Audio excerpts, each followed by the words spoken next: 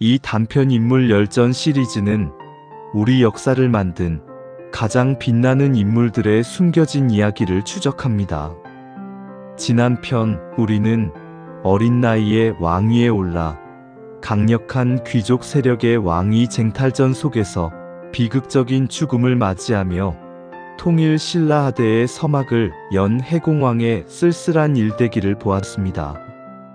해공왕의 죽음 이후 통일 신라는 왕권은 약화되고 진골 귀족들 간의 피 튀기는 권력 암투가 계속되며 수십 명의 왕이 교체되는 극심한 혼란기를 맞이했습니다.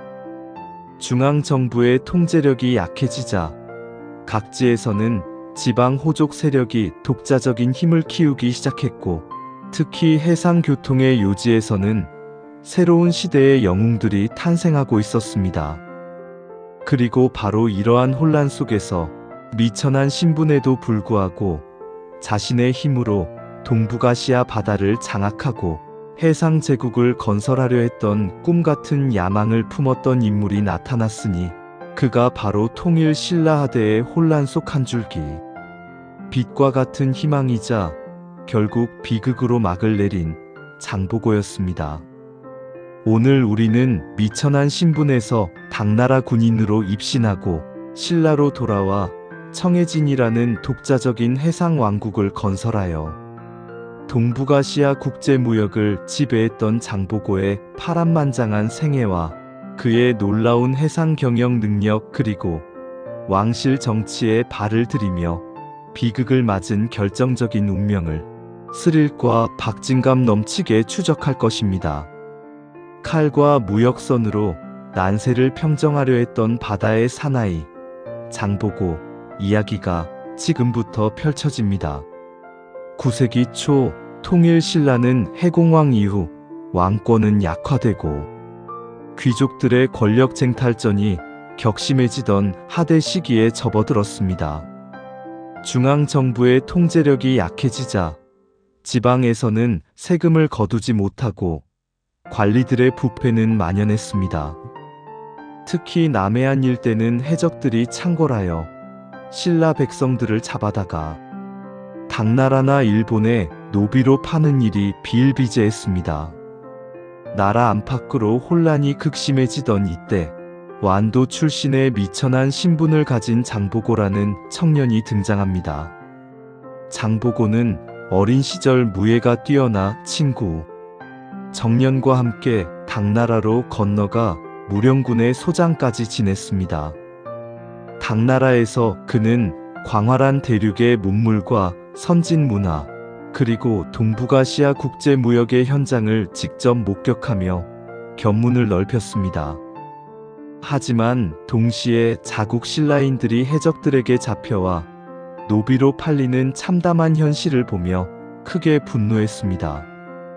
장보고는 이대로 두었다가는 내 조국의 백성들이 모두 해적의 노예가 될 것이다 고 울부짖으며 조국 신라로 돌아와 해적을 소탕하고 바다를 지배하겠다는 큰 꿈을 품게 됩니다. 828년 신라로 돌아온 장보고는 당시 왕이었던 흥덕왕을 찾아갔습니다. 신라남해 일대의 해적들이 창궐하여 우리 백성들을 노비로 삼고 있으니 소신에게 군사 1만 명과 배를 내려주시면 반드시 모든 해적을 소탕하고 해상 교통의 안정을 도모하여 조공기를 확보하겠습니다. 흥덕왕은 장보고의 비범한 식견과 충심에 감탄하여 그의 건의를 받아들여 군사 1만 명과 배 10척을 내려주고 청해진의 대사로 삼았습니다. 청해진은 오늘날 전라남도 완도 일대에 위치한 해상 요충지였습니다. 청해진에 자리 잡은 장보고는 불과 수년 만에 그 놀라운 능력을 발휘했습니다. 그는 정예 병사들을 훈련시켜 해적들을 철저하게 소탕하고 주변 해안 일대를 안정시켰습니다. 그리고 곧바로 청해진을 거점으로 신라, 당, 일본을 연결하는 대규모 국제 해상 무역 네트워크를 구축했습니다. 청해진은 단순한 군사기지가 아니라 당시 동북아시아 최대의 해상 무역 중심지가 되었습니다. 그의 힘 아래 신라인들은 자유롭게 당나라를 오가며 교역했고, 당나라 내의 신라인 공동체 신라방 역시 장보고의 강력한 영향력 아래 놓이게 됩니다. 해상 왕국을 건설한 장보고는 이제 통일 신라 정치에까지 영향력을 미치게 됩니다. 838년 중앙 귀족들의 권력 암투 속에서 김우징이 장보고에게 도움을 요청했습니다. 장보고는 자신의 정년 장군을 파견하여 김우징을 도와 왕위에 올랐으니 그가 바로 신무왕이었습니다. 신무왕은 장보고의 공로를 인정하여 감의군사라는 벼슬과 함께 대규모 시급을 내렸습니다.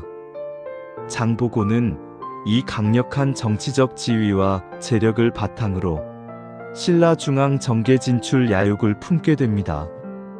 그는 자신의 딸을 신무왕의 둘째 아들인 문성왕의 왕비로 드리려 했습니다.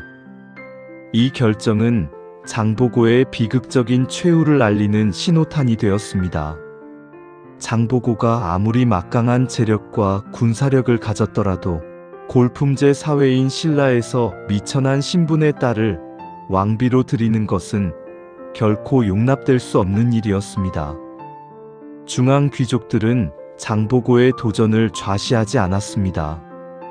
이들은 장보고를 지방 세력으로 억압하려 했고, 그의 거대한 힘을 견제하기 위해 음모를 꾸몄습니다. 846년 신라 왕실은 장보고를 제거하기 위해 비밀리에 명장 염장을 보냈습니다. 염장은 교묘한 계략으로 장보고에게 접근하여 만찬을 베푸는 자리에서 술에 취한 장보고를 칼로 암살했습니다. 감히 미천한 신분으로 왕실에 도전하려 했는가? 라는 비난 속에서 바다를 호령하던 해상 영웅 장보고는 허무하게 생을 마감했습니다. 그의 죽음은 동북아시아 해상 무역 질서에도 큰 혼란을 가져왔고, 결국 청해진 역시 폐쇄되고 맙니다. 장보고는 통일 신라 하대의 혼란 속에서 새로운 시대를 개척하려 했던 가장 야심찬 인물이었습니다. 미천한 신분에도 불구하고 해적을 소탕하고 거대한 해상 무역 네트워크를 건설하여 동북아시아 바다를 지배한 진정한 바다의 왕이었습니다. 그의 꿈은 결국 신라 중앙 귀족 세력의 골품제 벽을 넘지 못하고 비극으로 끝났지만, 그의 삶은 통일 신라 하대의 지방 세력의 성장 가능성과 국제적 활동의 확대를 보여주는 상징적인 사례입니다. 장보고의 죽음은 통일 신라 중앙정부가 지방 세력을 결코 용납하지 않는다는 냉혹한 현실을 보여주었습니다. 하지만 아이러니하게도 그의 죽음은 중앙정부의 통제력 상실과 지방 세력의 발흥을 더욱 가속화시키는 결과를 가져왔습니다. 장보고의 뒤를 이어 수많은 호족들이 각지에서 일어나 통일 신라 말기를 더욱 혼란하게 만들 것입니다. 장보고는 비록 미완의 꿈으로 생을 마쳤지만, 그의 야심과 업적은 수많은 후대 사람들에게 자유로운 진취 정신과 도전 정신을 불러일으키는 원천이 되었습니다. 그의 삶은 통일 신라 하대의 빛과 그림자 속에서 피어난 가장 극적인 인물로 기억됩니다. 바다를 지배한 사나이 장보고, 해상 제국의 꿈을 꾸다. 통일 신라 하대의 빛과 그림자. 단편 인물 열전 시리즈는 이것으로 마무리됩니다. 통일 신라 하대의 혼란 속에서 미천한 신분에도 불구하고 동북아시아 바다를 호령했던 해상 영웅 장보고의 파란만장한 일대기와 비극적인 최후를 살펴보았습니다. 긴 시간 함께 해주셔서 감사합니다.